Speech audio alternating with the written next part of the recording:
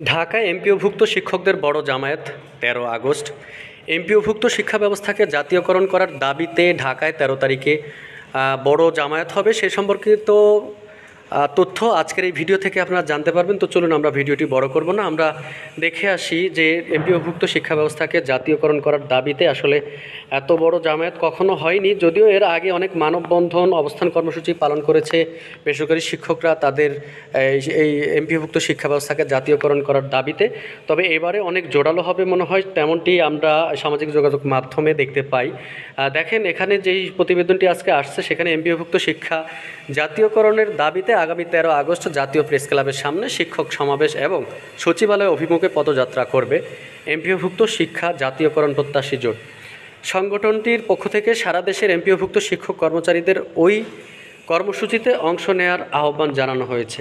এমপিওভুক্ত শিক্ষা জাতীয়করণ প্রত্যাশী জোট নেতারা জানিয়েছেন, ২০১৮ সালে এমপিওভুক্ত শিক্ষা জাতীয়করণের দাবিতে দীর্ঘ আন্দোলনের পর তৎকালীন সরকার ৫% বার্ষিক প্রবৃদ্ধি ও ২০% বৈশাখী ভাতা প্রদানের প্রতিশ্রুতি দেয়, যা পরে কার্যকর হয়। তখন তাদের আশ্বাস দেওয়া হয়েছিল পরবর্তী মেয়াদে জাতীয়করণ করা হবে। তবে দীর্ঘদিন ধরে দাবি জানালেও আগের সরকার তাতে কোনো কর্ণপাত করেননি, এমনটি আমরা দেখি। এবং তাদের অভিযোগ যে বর্তমানে অন্তর্বর্তী সরকারের সঙ্গে আলোচনায় শিক্ষা উপদেষ্টা বৈষম্য নিরসনের আশ্বাস দেন।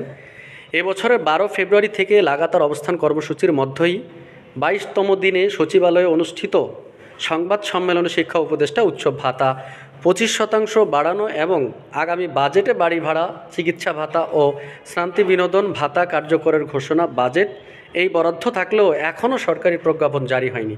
আমরা দেখলাম যে কিছুদিন আগে কিন্তু এই প্রেস ক্লাবের সামনে কিন্তু অনেক মানববন্ধন করেছে, অবস্থান কর্মসূচি পালন করেছে। সেখান থেকে যে ঘোষণা আসছে যে ২৫% যে বাড়ানো এবং আগামী বাজেটে বাড়ি ভাড়া, চিকিৎসা ভাতা, এই ভাতা কার্যকরের ঘোষণা। বাজেট এই বরাদ্দ থাকলেও এখনও কিন্তু সেটি সরকারি প্রজ্ঞাপন জারি হয়নি।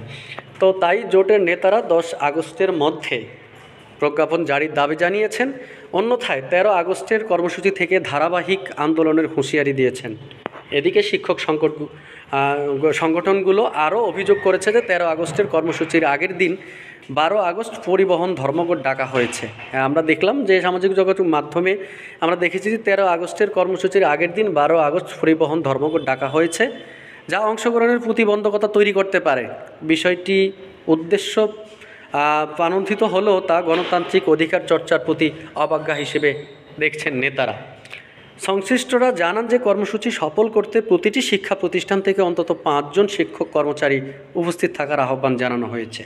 তাদের পক্ষ থেকে দাবি করা হয়েছে যে জাতীয় প্রেস ক্লাবের ওই সমাবেশের বক্তব্য রাখবেন জাতীয় নাগরিক পার্টির সদস্য সচিব আক্তার হোসেন ও শিক্ষা উইংয়ের প্রধান ফয়সাল মাহমুদ শান্তসহ দলটির প্রতিনিধি দল। উপস্থিত থাকার সম্ভাবনা রয়েছে হাসনাত আবদুল্লাহ ও সার্জিস আলমেরও। শনিবার ৯ আগস্ট দুপুরে বিষয়টি নিয়ে এমপিওভুক্ত শিক্ষা জাতীয়করণ প্রত্যাশী জোটের আহ্বায়ক অধ্যক্ষ মোহাম্মদ মাইনুদ্দিন গণমাধ্যমকে বলেন, আমাদের এই দাবিগুলোর দীর্ঘদিন ধরে জানিয়ে আসছি। সে অনুযায়ী শিক্ষা উপদেষ্টাও দাবিগুলো পূরণের আশ্বাস দিয়েছেন, কিন্তু এখন পর্যন্ত তারা কোনো অগ্রগতি হয়নি। অর্থাৎ যে আশ্বাস দিয়েছেন সেগুলোর এখন পর্যন্ত কোনো অগ্রগতি হয়নি। সেজন্য আমরা এই কর্মসূচি পালনের ঘোষণা দিয়েছি। যদি এর মধ্যে দাবি আদায় না হয় তবে আরও বৃহত্তর এবং কঠিন কর্মসূচি ঘোষণা করা হবে। একই সঙ্গে এই কর্মসূচিতে সারা দেশ থেকেই বিপুল সংখ্যক শিক্ষক উপস্থিত হবেন বলে দাবি করেন তিনি। তো বেসরকারি শিক্ষক যারা আছেন, আসলে এটা বেসরকারি শিক্ষকদের দীর্ঘদিনের দাবি।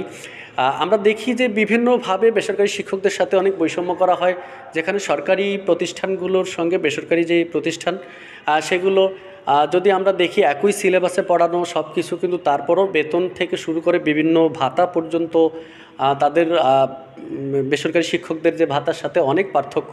তো এই দাবিগুলো কিন্তু তারা অনেকদিন ধরে জানিয়ে আসছেন। সেখানে তাও কিছুদিন আগে যেটা আশ্বাস দিয়েছে যে ২৫% করা, সেটাও পর্যন্ত এখন পর্যন্ত সেটা কার্যকর করা হয়নি।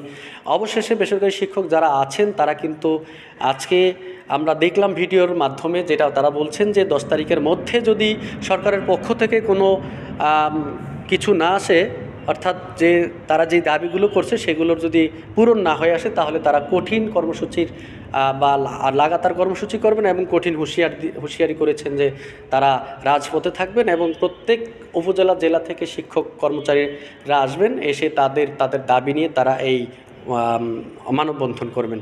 তো ভিউয়ার্স, এই ছিল আজকের ভিডিওতে।